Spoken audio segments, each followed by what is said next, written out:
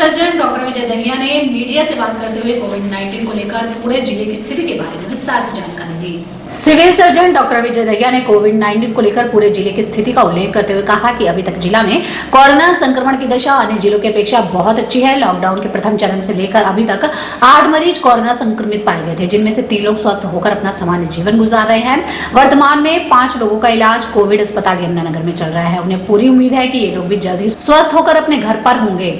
Doctor Vijay Dahiya ने कहा कि इस अभियान के तहत इन 5 मरीजों के अतिरिक्त जितने भी सैंपल जांच के लिए भेजे गए थे, सभी नेगेटिव आए हैं। उन्होंने स्वास्थ्य विभाग की ओर से सभी जिलावासियों का आह्वान करते हुए कहा कि वर्तमान की प्रतिकूल परिस्थितियों को देखते हुए ज्यादा से ज्यादा घरों में रहें तथा सोशल डिस्टेंसिंग का पालन करते हुए खुद को व समाज को सुरक्षित रखने में प्रशासन व शासन का सहयोग करें। कोविड-19 की बात करते हैं तो जिस प्रकार अभी 5 पेशेंट्स यहाँ पर अभी हमारे ज़िले के अंदर पाए गए हैं पॉजिटिव, तो क्या स्थिति है इस समय मौजूदा? देखिए, हमने 1970 अब तक टोटल सैंपल लेकर भेजे हैं, जिसमें से आज हमारे पास 152 रिपोर्ट्स हो रही हैं। कल हमारे पास 77 रिपोर्ट्स आई थी। ये सभी की सभी रिपोर्ट्स नेगेटिव आई हैं। तो टोटल अब तक हमारे पास 1784 रिपोर्ट्स आ चुकी है, जो सारी नेगेटिव हैं। सिर्फ हमारे ज़िले से टोटल अब तक शुरू से जब से ये हमने सैंपल भेजे हैं 8 रिपोर्ट पॉजिटिव आई थी, जिसमें से 3 मरीज हमारे ठीक होकर अपने घर जा चुके हैं।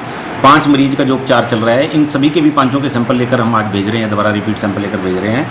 और ये इनकी हालत सभी की हालत ठीक है। एक मरीज हमारा जो डायलिसिस का था, जो पीजीआई हमने रेफ़र किया था, लेकिन उन्होंने वहाँ से हमारे पास वापस आ गया। उस व्यक्ति की भी आज डायलिसिस कराई जा रही है। तो जो 5 हमारे पॉजिटिव पेशेंट हैं, उनकी भी हालत स्थिर है और उनकी सैंपल पुनः जाँच के लिए आज भेजा जा रहा है। और जो इनके कॉन्टैक्ट्स आए थे, जितने भी लोगों के हमने लिए थे, चाहे वो सब्जी मंडी से लिए थे, वहाँ कुछ पत्रकारों के सैंपल लिए गए थे, कुछ हमने इनके परिवार के सदस्यों के लिए, उनको इक्का दुक्का रिपोर्ट को छोड़कर बाकी सभी रिपोर्ट्स आ चुकी हैं और सभी की सभी नेगेटिव है।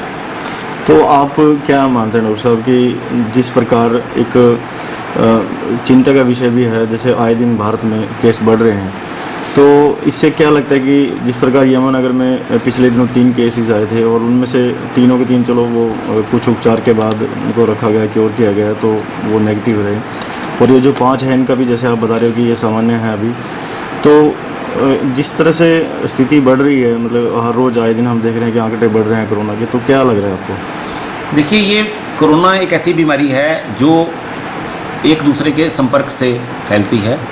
ये एक सर्वविदित अब सत्य है, सबको पता है।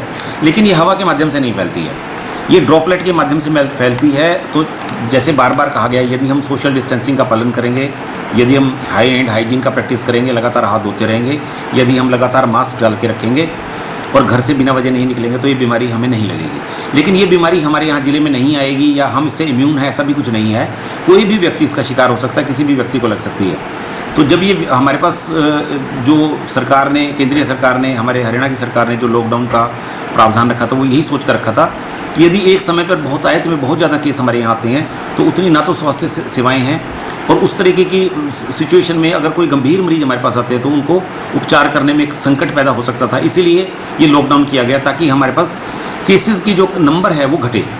केस तो रहें, लेकिन वो केस बहुत आयत में ना निकलें, इतने केस ना निकलें कि उनको रखने के लिए हॉस्पिटलों में जगह ही ना बचे, जैसे इटली और यूएसए में हुआ। तो उसके लिए सरकार ने, और वो काफ़ी हद तक हमारा जो प्रयास है, सरकार का प्रयास है, वो कामयाब भी रहा। केस निकल रहे हैं, केसों की संख्या भी बढ़ रही है, लेकिन वो केस मैनेज भी हो रहे हैं, उन सभी मरीजों को रहने के लिए जगह भी मिल रही है। तो इसी तरीके से लोगों से यही उम्मीद है कि लगातार केस निकलते रहेंगे, इसमें कोई भय ज़्यादा होने की ज़रूरत नहीं है। ज़रूरत सिर्फ इस बात की, जैसे मैंने पहले भी कहा, कि 80% लोग वो होंगे जो इस बीमारी से ग्रस्त होकर सामान्य रूप से ठीक हो जाएंगे, उनको किसी हॉस्पिटलाइजेशन की भी शायद ज़रूरत ना पड़े। लेकिन 20% लोग ऐसे हैं जो इम्यूनो कम्प्रोमाइज्ड हैं, जिनको दाखिल कराने की हॉस्पिटल में ज़रूरत पड़ती है, और उनमें से भी 5-7% लोग ऐसे होंगे जिनकी ये जान भी इस बीमारी की वजह से जा सकती है। तो उन्हीं लोगों को बचाने का ये पूरा प्रयास है। और थोड़ा सा जो हमारा ग्राफ है वो बीमारी का, वो फ्लैटन हो, लगातार एक समय में बहुत सारे केस ना आए, थोड़े करके केस आते रहे। उसके लिए स्वास्थ्य विभाग और जिला प्रशासन पूरी तरह से तैयार है, उसके लिए तैयारी भी करी। इसीलिए जो माननीय उपायुक्त जी ने कल दिशा निर्देश जारी किए हैं कि जो मार्केट भी खुलेगी, उनको उन्होंने ऑर्डर 1-2 नंबर दिया है कि एक पर्टिकुलर डे पे 1 नंबर की दुकान खुलेगी, अगले दिन दूसरे नंबर की दुकान खुलेगी। ये सारे के सारे प्रावधान जो रखे हुए हैं, इसीलिए रखे हुए हैं कि लोग इस जो है सोशल डिस्टेंसिंग का महत्व समझें, क्योंकि 1 मीटर की दूरी यदि हम बनाए रखेंगे तो ये बहुत कम संभावना है ये वायरस हमारे तक पहुंचेगा। इसके साथ यदि हम मास्क भी डाल लें और बिना वजह घर से ना निकलें तो और भी जो बचाव है वो हो सकता है। कम्युनिटी के स्प्रेड को इन 3-4 तरीकों से रोका जा सकता है, जिनमें ये मैंने बताया कि चारों तरीके यदि हम अपनाएं तो कम्युनिटी में जो बहुत ज़्यादा वाइड स्प्रेड इस बीमारी का होगा इससे बचाव हो सकता है। और ये एहतियात हमें आजकल में ख़त्म नहीं करनी है। हो सकता है सरकार की तरफ से लॉकडाउन जैसे रखा गया कि बहुत समय लंबे समय तक लॉकडाउन नहीं रखा जा सकता, क्योंकि जो व्यापारिक गतिविधियां यदि बिल्कुल बंद कर दी जाएं, लोगों का आवागमन बिल्कुल बंद कर दिया जाए तो बहुत लंबे समय तक ये संभव नहीं हो पाएगा। लोगों को एक मैसेज देना था सरकार का, वो दिया जा चुका है कि आप लोकल सोशल डिस्टेंसिंग रखें, घर से बिना वजह ना निकलें। तो वो अब लोगों को अपनी दैनिक दिनचर्या का उसको एक हिस्सा बनाना पड़ेगा, और ये तब तक चलेगा जब तक कि हमारे पास इसके लिए एक इफेक्टिव वैक्सीन नहीं आ जाती।